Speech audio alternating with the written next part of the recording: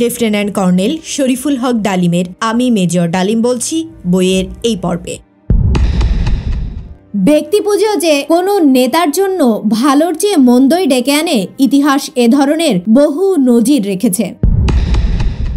আইনজীবীদের সরকার বিরোধী কার্যকলাপে ক্ষুব্ধ হয়ে শেখ মুজিব আইন বিভাগের স্বাধীনতা ছিনিয়ে নেবার জন্য আদেশ জারি করেন।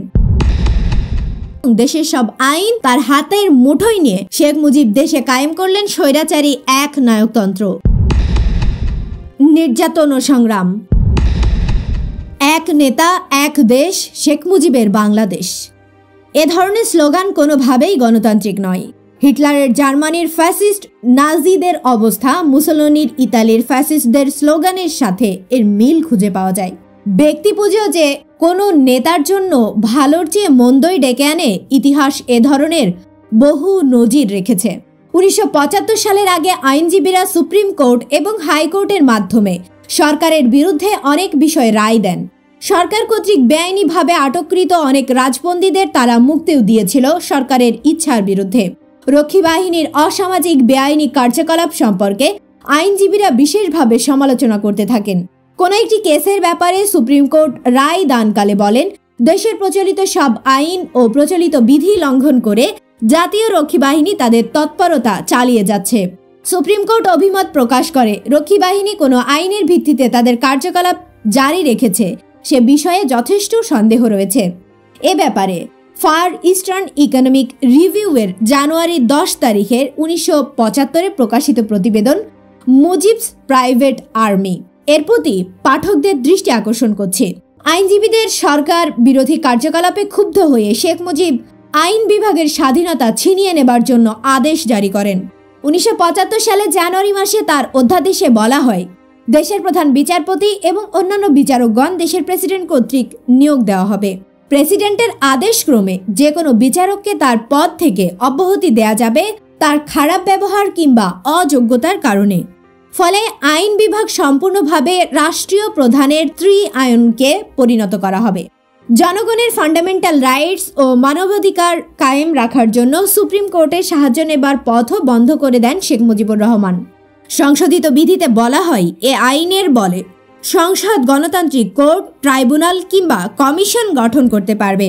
এ সমস্ত গঠিত করা হবে জনগণের ফান্ডামেন্টাল এবং মানবাধিকারগুলো যে সম্পর্কে শাসনতন্ত্রের পার্ট 3-তে বর্ণিত রয়েছে সেগুলোর নিশ্চয়তা প্রদান করার স্বার্থে।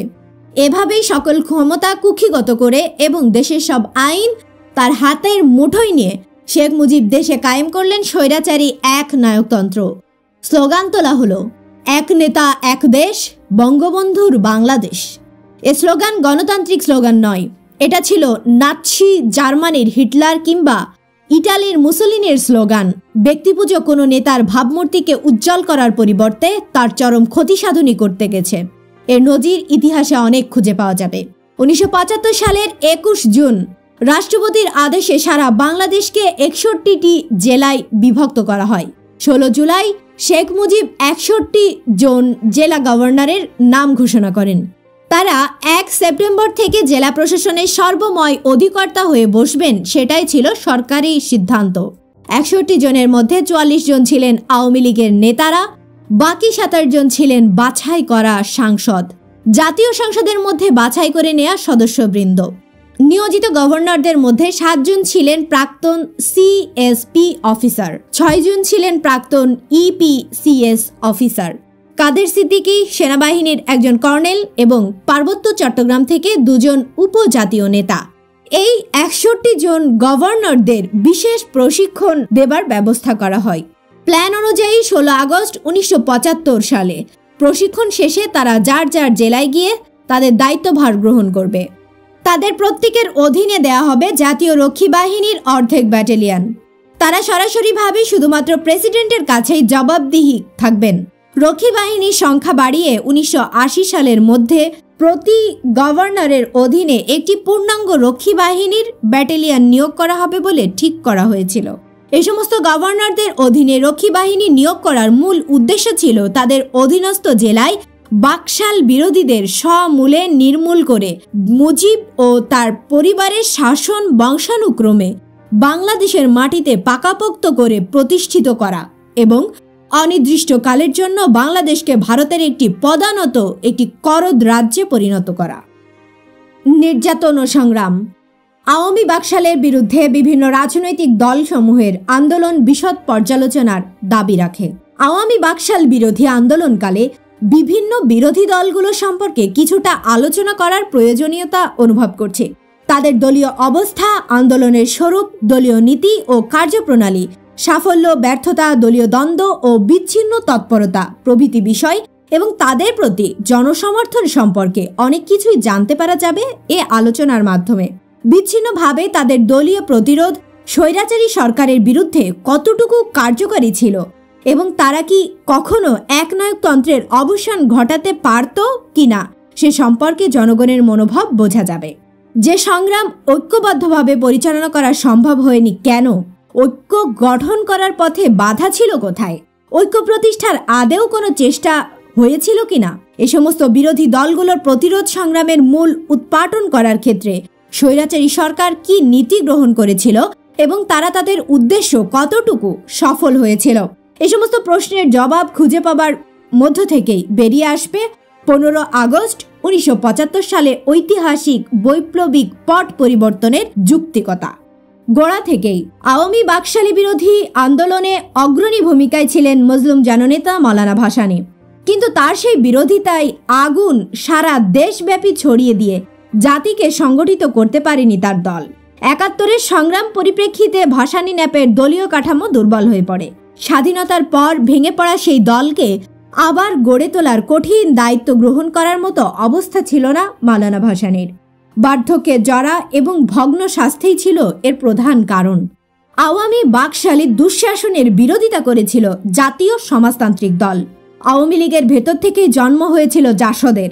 60-এর দশকের প্রথম থেকেই আওয়ামী লীগের ছাত্র সংগঠন ছাত্রলীগের একাংশে দাবি জানায় পশ্চিম পাকিস্তানের বিরুদ্ধে সশস্ত্র সংগ্রামের মাধ্যমেই কায়েম করতে হবে স্বাধীন সমাজতান্ত্রিক বাংলাদেশ। জনাব সিরাজুল আলম খানই ছিলেন এ দাবির মূল প্রবক্তা। জনাব আসম ও রব শাহজাহান সিরাজ 1970 সালের নির্বাচনের পর থেকেই জনগণের মধ্যে এ দাবির পক্ষে আন্দোলন গড়ে তোলার ঘোষণা করেন এবং এ দাবির পক্ষে আন্দোলন গড়ে তোলার চেষ্টা করেন। এই গ্রুপ জেনারেল ইয়াহিয়া খান জাতীয় সংসদ অধিবেশন বাতিল করে দিলে 1 মার্চ 1971 বাংলাদেশ স্বাধীন বলে দাবি করেন। 2 মার্চ ঢাকা বিশ্ববিদ্যালয় চত্বরে প্রসিদ্ধ বটতলায় জনাব রব সর্বপ্রথম স্বাধীন বাংলাদেশের পতাকা উত্তোলন করেন। এরপর দিনই এক সভায় শেখ মুজিবের উপস্থিতিতে হঠাৎ করেই জনাব সিরাজ বাংলাদেশ সম্পর্কে এক ঘোষণাপত্র পাঠ করেন। রব সিরাজ গ্রুপ মনে করেন ইয়াহিয়া সরকারের সাথে শেখ মুজিবের আলোচনার ফলে জনগণের বিপ্লবী চেতনা নিস্তেজ হয়ে পড়েছিল, তাই তারা শেখ মুজিবকে সব আলোচনা বন্ধ করে দেবার জন্য অনুরোধ জানান। 1972 সালে জুলাই মাসে প্রকাশিত ছাত্রলীগের ঘোষণাপত্র এর সাক্ষ্য দেয়। ঘোষণাপত্রটি প্রকাশ করেছিলেন জনাব মোহাম্মদ ইকরামুল হক, ছাত্রলীগের প্রচার সম্পাদক। মুক্তিযুদ্ধকালে তারা জনাব তাজউদ্দিনের নেতৃত্বে গঠিত প্রবাসী সরকারের প্রতি আস্থা প্রদর্শন না করে জনাব তাজউদ্দিনকে একটি বিপ্লবী সরকার গঠন করার পরামর্শ দেন ও তাদের কথা মেনে নেবার জন্য চাপ প্রয়োগ করতে থাকেন। ফলে জনাব তাজউদ্দিনের সাথে তাদের মত ও পার্থক্য দেখা দেয়। জনাব তাজউদ্দিন তাদের প্রস্তাব প্রত্যাখ্যান করলে তারা ভীষণ ক্ষুব্ধ হয়ে ওঠেন। বইটির ধারাবাহিক অডিও বুক শুনতে চ্যানেলটি সাবস্ক্রাইব করে সাথে থাকুন। ভালো থাকবেন।